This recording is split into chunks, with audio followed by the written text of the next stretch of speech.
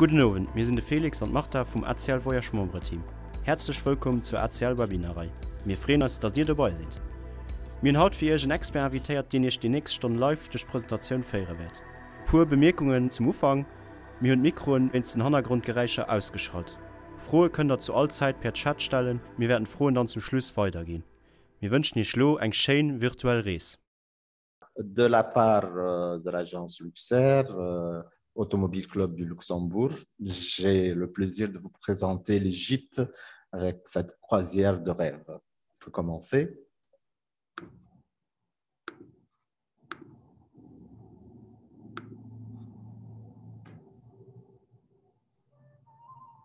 Voilà notre scarabée connu en Égypte, porte-bonheur et un dieu solaire qu'on appelle Khepri en hiéroglyphe.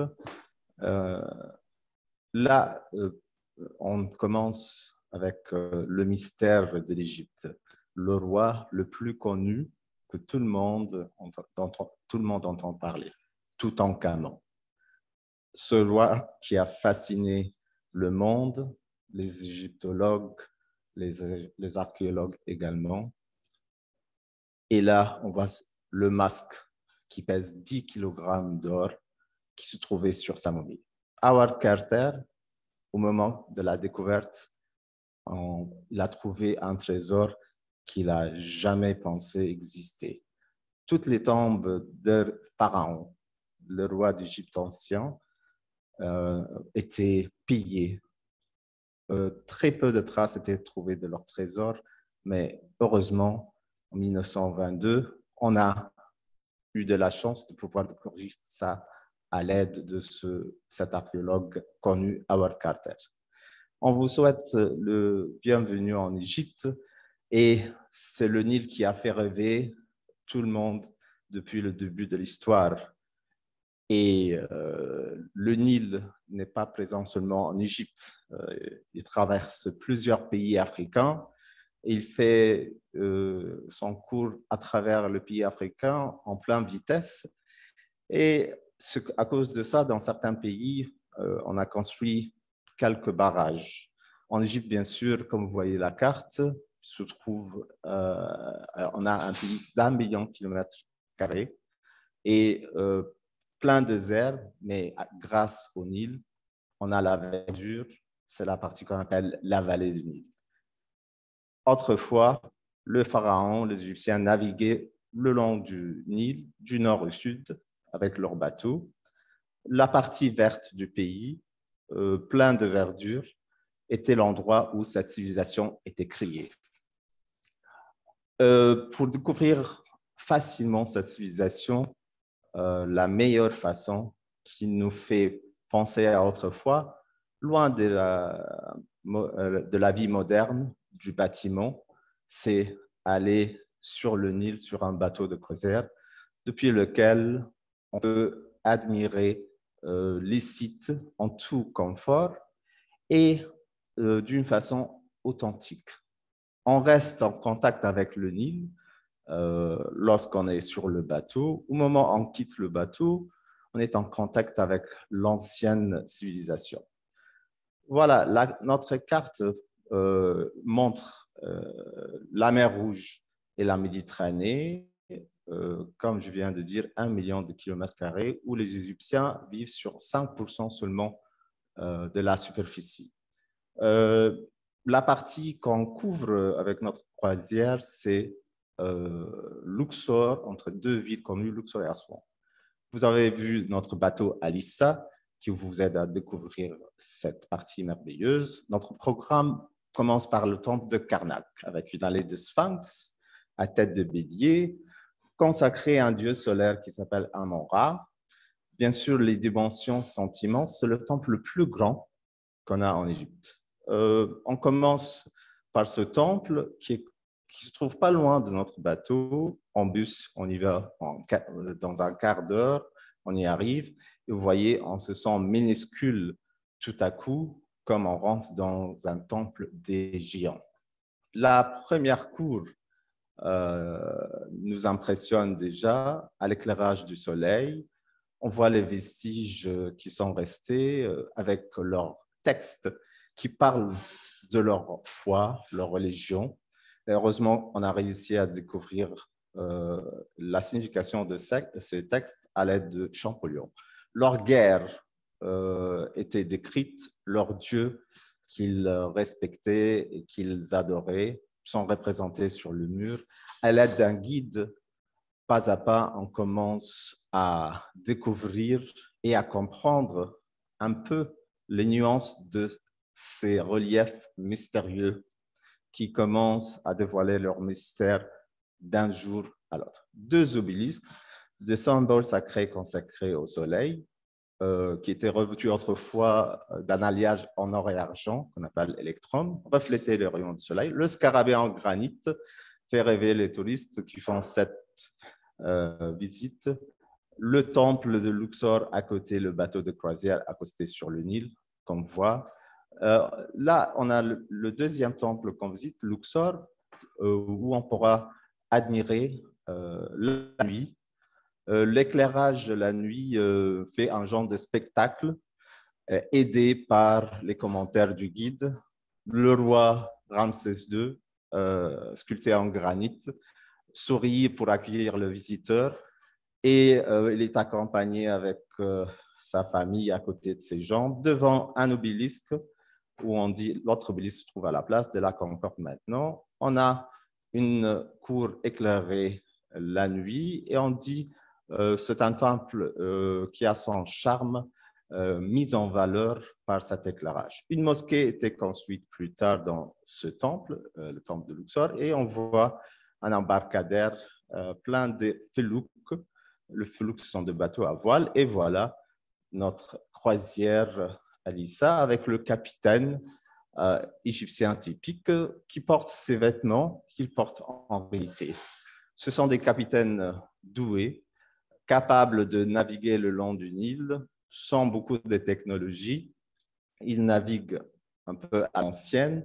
Bien sûr, le tirant d'eau change sur le chemin, mais ils sont capables de savoir leur chemin par cœur. Dans la visite, dans le programme, on visite le temple d'Andara, consacré à la déesse de la beauté et de la musique qui s'appelle Hathor. La période historique qu'on couvre, parfois c'est une époque grecque en Égypte, parfois c'est l'époque pharaonique. Là, on est ravis de voir le relief sculpté en épaisseur, avec les traces de couleur, avec le texte, et bien sûr, là, pas à pas, on commence à s'approfondir dans la connaissance de ce genre de monuments. On a de beaux paysages depuis le pont, des belles photos à faire. On a des scènes astrologiques, ça veut dire on ne regarde pas seulement des scènes religieuses, mais il y a un côté scientifique dont on parle. Les dieux avec leurs légendes, chaque temple a un dieu dont on parle. Et là, pas à pas, les gens sont plus intéressés par la mythologie égyptienne existante à l'époque. On voit sur le plafond une déesse qui s'appelle Nout, c'est la déesse du ciel. Et là, encore une fois, on voit le plafond sur lequel on peut monter. C'est un grand avantage puisque dans très peu de temples, on est capable d'aller sur le toit. Une petite chambre tout au fond, on appelle le sanctuaire, qui gardait une petite statue d'or du dieu auquel le temple était consacré. En ce cas-là, c'est la déesse de la beauté et de la musique, Hathor. Bon. Là, dans le sanctuaire, on transportait la statue d'or sur un petit bateau transporté sur les épaules. Vous allez voir la procession. En venant en Égypte, on vous parle en détail de toutes ces processions et fêtes qui a aidé les Égyptiens à se réunir. La religion a réuni les Égyptiens à l'aide du pharaon. Et là, on voit les scènes astrologiques présentes sur le plafond. le Nil avec les animaux, dromadaires, vaches, aigrettes, garde-bœuf, tous ces animaux vous attendent spontanément lorsque vous restez sur le pont. On ne parle pas de l'histoire seulement, on a une vie qui nous rappelle d'autrefois. La vie n'a pas beaucoup changé. Des bananiers, de dattiers, même l'irrigation à l'ancienne, un char tiré par des chevaux, les femmes qui font du pain devant leur four. On a l'impression qu'ils ont hérité les habitudes depuis autrefois. Les vendeurs, parfois on les rencontre sur le Nil, dans des petits bateaux, devant une écluse qui se trouve dans une ville qui s'appelle Esna. Là, c'est drôle qu'on peut faire des affaires. Et là, on a un accueil sans pareil par ce genre de vendeurs. Et assez souvent, là, les gens aiment ce genre d'achat qu'ils font depuis le pont du bateau. Le barrage d'Esna, c'est une étape sur notre croisière où on a parfois des touristes qui descendent pour même discuter le prix de vêtements. Et là, plus tard, on avance vers un autre temple en calèche, un moyen de transport qui reste présent en Égypte, qui est employé par aussi les citoyens. Et pour la visite de ce temple, c'est en calèche. Le temple consacré à un dieu faucon qui s'appelle Horus. C'est un dieu protecteur du roi de l'Égypte. On a des belles statues à l'intérieur de lui en granit noir, comme vous allez voir. Et là, on vous parle encore des processions de la fête qui existait à l'époque.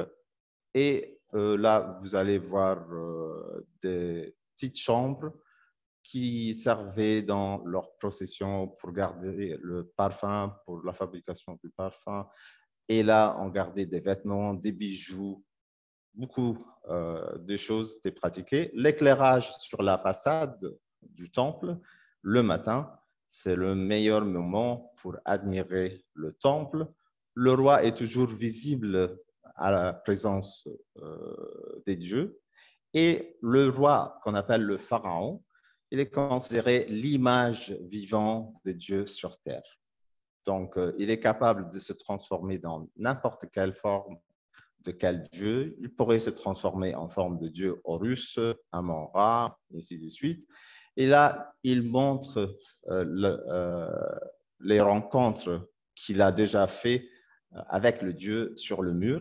Les hiéroglyphes, on le voit encore et encore, et on vous donne une description. Voilà, ici une chapelle avec le bateau qui devait avoir la statue d'or du dieu Horus dessus, qu'on transportait sur les épaules des prêtres.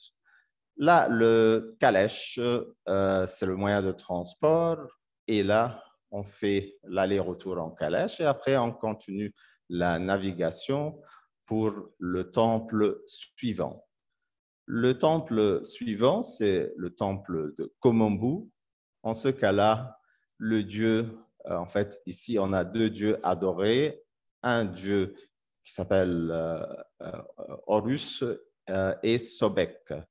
Deux dieux avec un calendrier, puisqu'on dit là, l'Égypte avait un calendrier assez précis, et on a l'œil d'Horus sur le symbole de la santé, des instruments chirurgicaux dont on vous parlera.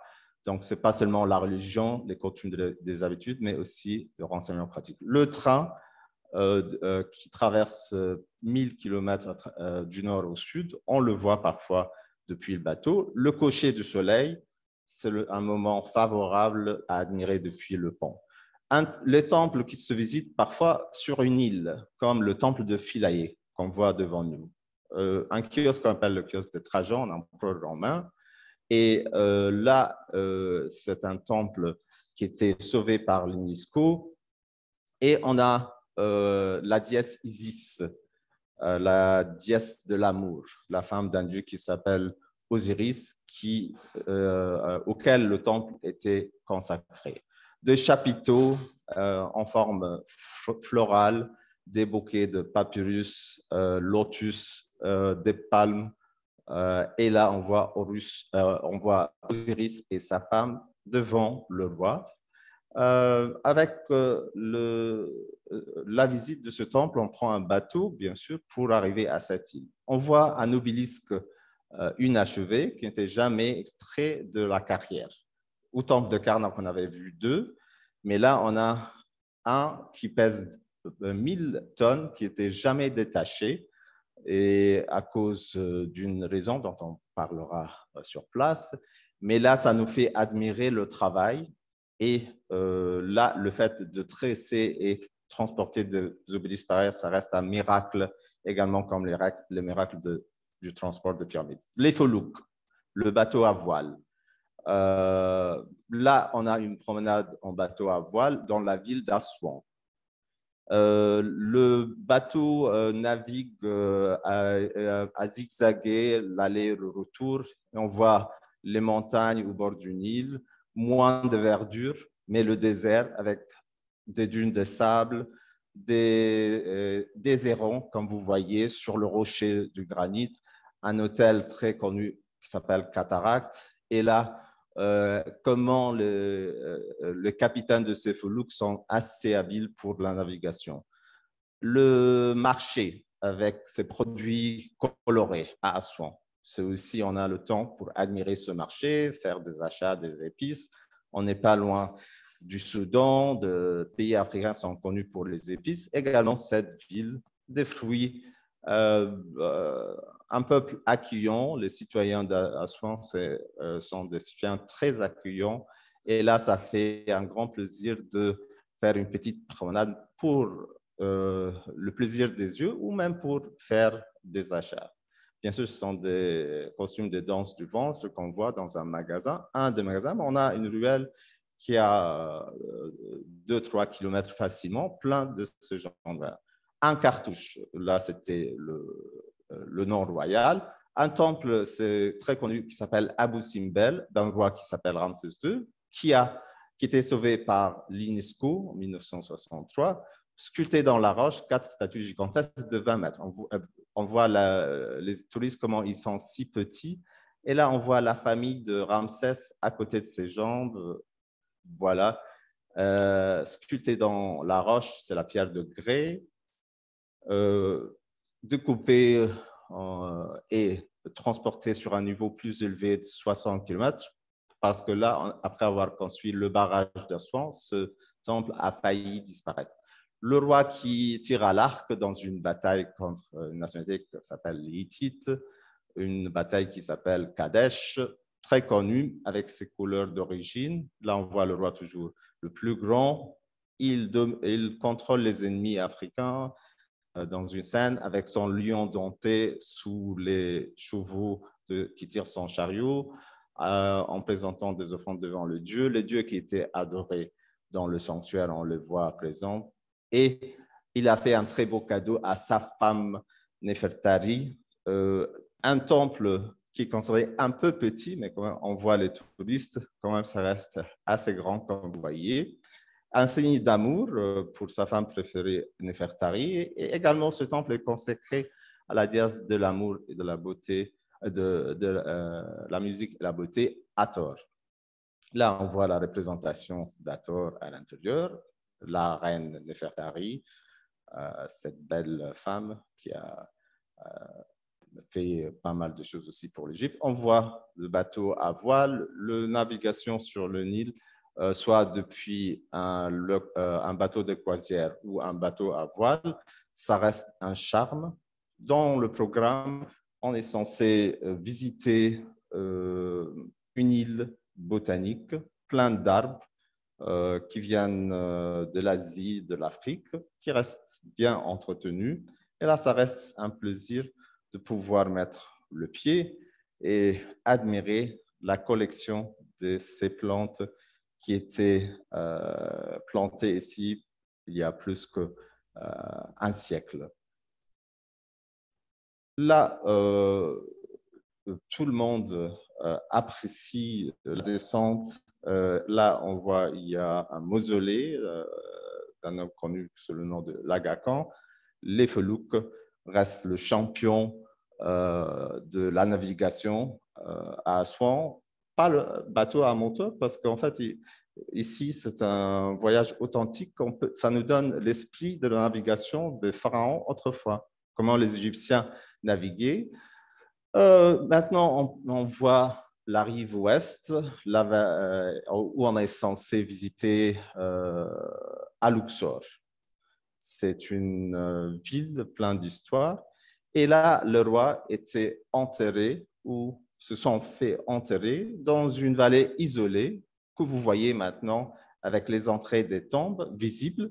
Bien sûr, autrefois, la plupart de ces entrées étaient invisibles. Voilà, c'est l'entrée de la tombe de Toutankhamon avec le gardien. Les couleurs d'origine sont en très bon état, avec le cercueil, 1 de 3 qui reste sur place dans le sarcophage, et avec sa momie toujours présente à l'intérieur. Je vous rappelle que le masque était trouvé à l'intérieur de ce cercueil. Et là, on voit le transport du cercueil avec les couleurs d'origine. Le roi Toutankhamon représenté devant un chef de prêtre. Et là, on voit Toutankhamon, la clé de vie, cette croix connue qui représente la vie, le dieu Osiris habillé en blanc. Et là, on voit des dièses protectrices du sarcophage qui protège la momie du roi après sa mort. Heureusement, voilà, cette tombe était sauvée des pilleurs, malgré le fait qu'il était attaqué 2 fois, mais on a trouvé plus que 3500 pièces merveilleuses qui étaient transportées maintenant au musée du Caire, comme vous voyez, une grande partie présentée dans la présentation, et des bijoux sans pareil. Tous les autres rois étaient censés avoir des cercueils comme ça. On dit ce cercueil, c'est en or massif. Là, il faut savoir qu'il y avait 3 cercueils emboîtés l'un dans l'autre, comme les poupées russes, des objets différents dont on vous parlera. Et le genre reste à avoir plus de mystère en découvrant chaque pièce après l'autre. Une statue de Toutankhamon, une dièse cobra, le dieu chacal, le protecteur de la momie et le dieu de la momification. Les objets de Toutankhamon ont voyagé dans beaucoup de pays. La chaise de trône, où il est représenté avec sa femme, et le détail capte l'attention de tout le monde. L'entrée des tombes est petite pour la plupart des tombes. Et là, on a la tombe de Ramsès I, par exemple, où on a de très belles couleurs qui datent de l'époque avec très peu de restauration. Parfois, on descend sur l'escalier. Parfois, la tombe est plate. On voit des scènes de la description de l'au-delà. Comment le roi croyait ressusciter en voyageant dans l'au-delà. C'est un monde mystérieux. Parfois, on dit un conte de fées, mais ce conte de fées est décrit en détail par le guide qui vous aide à mieux apprécier ce qu'on voit comme scène. Là, avec les dieux présents, bien sûr, il y a des centaines de dieux. On a une vingtaine ou une trentaine de qu'on pourrait reconnaître pendant le voyage avec leur nom. Les autres, bien sûr, ça reste pour les spécialistes, mais les gens qui tombent amoureux de l'Égypte ancienne pensent à y revenir pour approfondir leurs connaissances et pour pouvoir comprendre mieux des mystères et des histoires de l'Égypte ancienne. Un temple sans pareil, avec son modèle à plusieurs terrasses d'une reine très connue qui s'appelle Hatshepsut. Voilà, c'est un visage qui vient d'une statue, un peu restauré dans son temple, mais là, on a un temple qui était créé ou qui était construit par une reine qui s'appelle Hatshepsut il y a environ 3400 ans. Là, un autre temple qu'on a, plein de couleurs, mais déjà ces couleurs se trouvent dans le temple de Hatshepsut, dans une petite partie.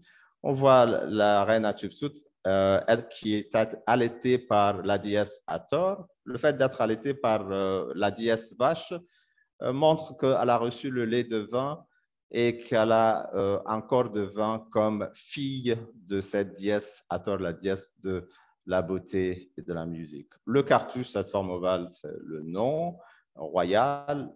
Là, on a Memnon, les statues, les colosses de Memnon, qui restent les statues les plus grandes qu'on a à Luxor, environ 18 mètres d'auteur, qui restent visibles d'un temple qui a disparu.